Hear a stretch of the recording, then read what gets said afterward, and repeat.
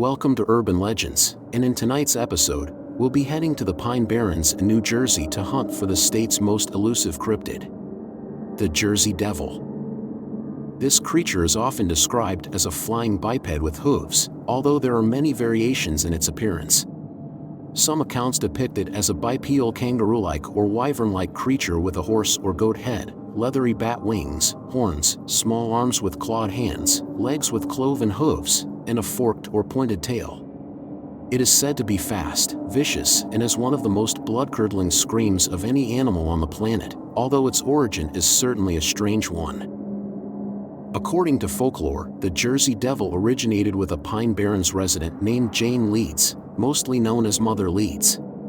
The legend says that Mother Leeds had 12 children, and after discovering that she was pregnant for the 13th time, cursed the child in frustration, and she declared that the child would be the devil. In 1735, Mother Leeds was in labor on a stormy night while her family and friends gathered around her.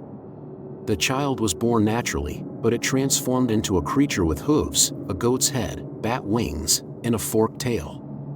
Growling and screaming, the child attacked everyone with its tail before flying up the chimney and heading into the Pine Barrens.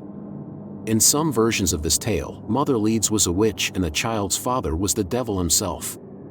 Some versions of the legend also state that local clergymen subsequently attempted to exorcise the creature from the Pine Barrens. From its supposed birth until present day, there have been plenty of sightings of this creature. The earliest is actually from Napoleon Bonaparte's brother, Joseph, who moved to a huge mansion in Bordentown, New Jersey, after the Peninsula War. Joseph had heard about the Jersey Devil, and one winter he decided to go hunting in the woods on his property. He noticed some very strange tracks in the snow that were unlike any animal he had encountered before. They looked like a donkey's hooves, but there were only 2 feet instead of 4. At one point, Joseph felt like he was being watched, and when he turned around, he saw a huge creature with a horse-like head and wings. It roared and flew over his head. Joseph hurried back to his home and told the story to everyone he knew. Sightings of the creature diminished for the next 100 years or so, but in the winter of 1909, they escalated to a point in which extra security had to be organized to make the public feel somewhat safe. On January 16th of that year, the Jersey Devil was seen flying over Woodbury, New Jersey. Though there was some who panicked, the sighting was presumed to be an isolated event. The next day, however, there were even more sightings in Bristol, but this time with the distinct tracks that matched the description of the creature. The tracks in the town seemed to defy what was biologically possible. Thousands of citizens became concerned for their safety and started to take precautions. On Tuesday the 19th, it became apparent that the devil was just getting started. At 2 in the morning, Nelson Evans and his wife spotted the Jersey Devil outside their window. They claimed that the beast was nearly 3.5 feet in height and had a strange head that looked like a mix of a collie dog and a horse. Its neck was long and its bat-like wings were at least 2 feet in length. They were able to shoo the creature away, but the event frightened them. Later, 2 hunters from the town of Gloucester followed the tracks left by the creature for 20 miles. They noted that it was able to jump over fences and squeeze under small gaps. This matched exactly what had previously been reported in other towns. The next day, people in Haddonfield and Collingswood decided to form hunting groups.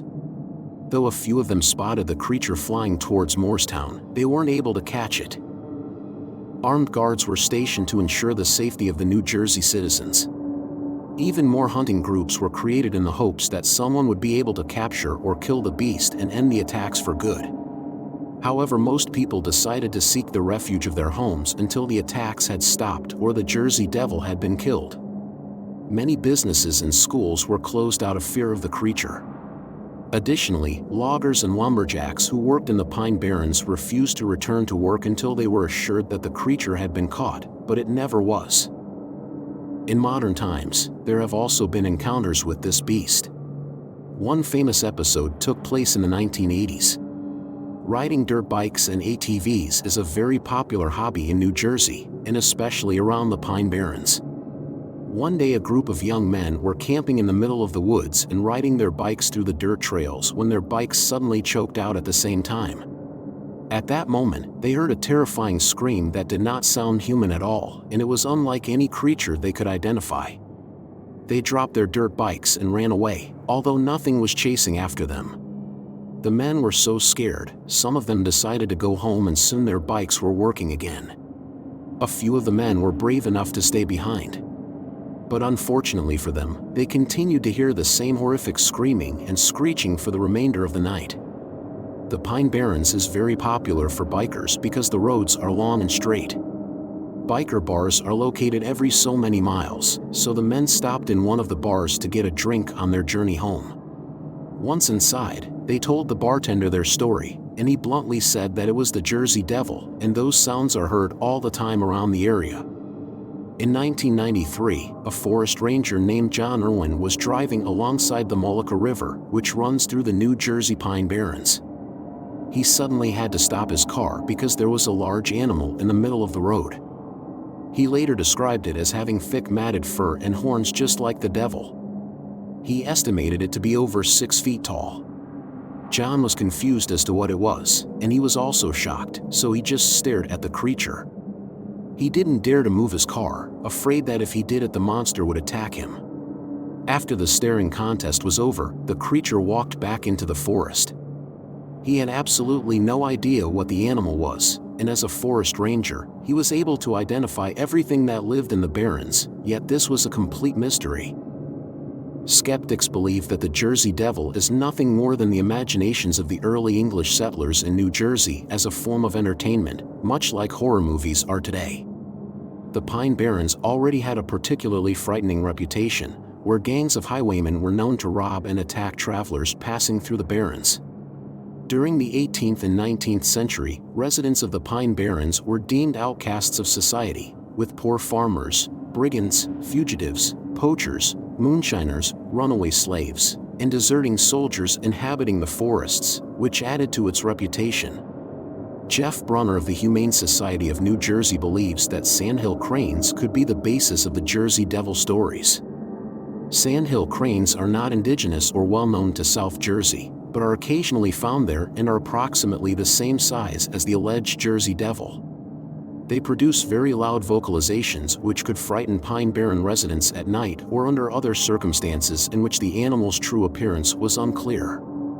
Outdoorsman and author Tom Brown Jr. spent several months living in the wilderness of the Pine Barrens. He recounts occasions when startled hikers mistook him for the Jersey Devil after he covered his whole body with mud to repel mosquitoes, which is a typical reaction of people when they don't recognize what they are seeing. John Irwin was a forest ranger, however, and he had a clear view of the creature for several minutes, yet he could not identify it. Also, most physical descriptions of the Jersey Devil are similar, and they do not resemble a sandhill crane. Could this creature be an unidentified species? Until one is found or captured, the Jersey Devil will always be a very well-celebrated urban legend. Have you ever seen it? Let us know in the comments below, and don't forget to subscribe to the channel for more videos.